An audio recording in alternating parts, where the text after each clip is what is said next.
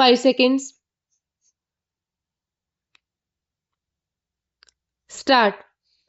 Mr. Deputy Speaker, sir, I am extremely grateful to the honorable members who have participated in the discussion and expressed their views on the interim budget which I presented in the House yesterday. Stop.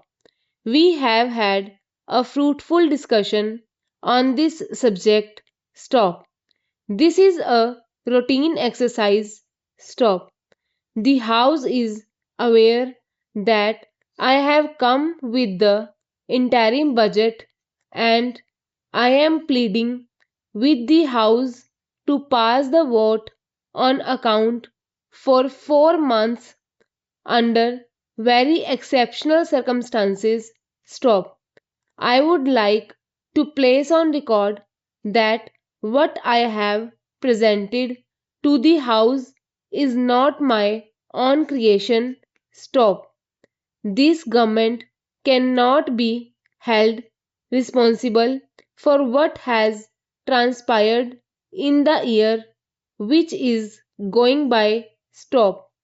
There was another government in power. Stop.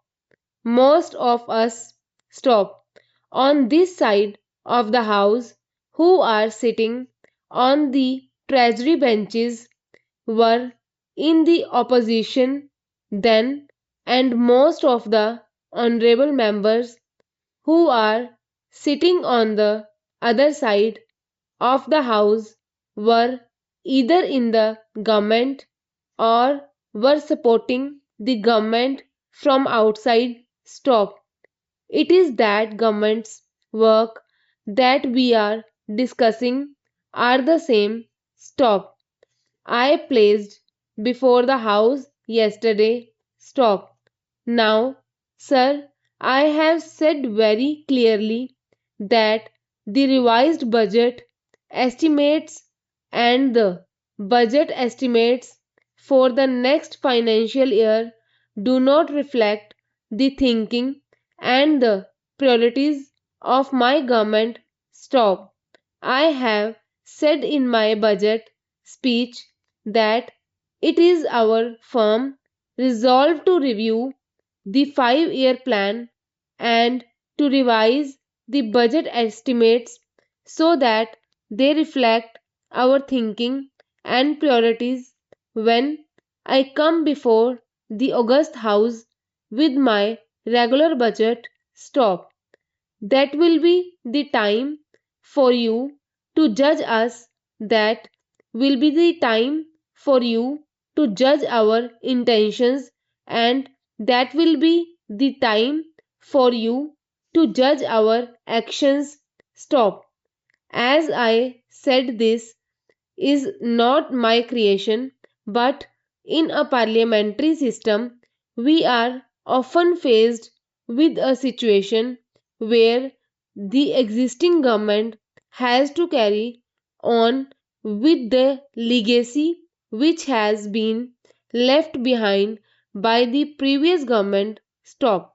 My next point is we have talked about in our national agenda for governance that we believe in having a consensus.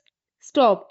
A point has been made in this house by one of the honorable members that we should have the same kind of consensus in regard to economic policies that we have developed over a period of time in our foreign affairs and defense policies. Stop. I see no reason why this House cannot evolve such consensus. Stop.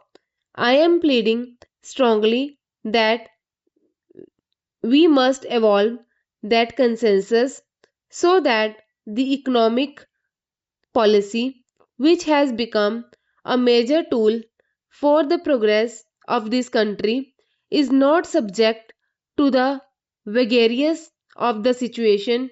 Stop. We must have a consensus and I think we are very close to it. Stop. Sir, we are criticized by many people that we did not follow the path followed by East European countries. Stop. We are criticized in this house.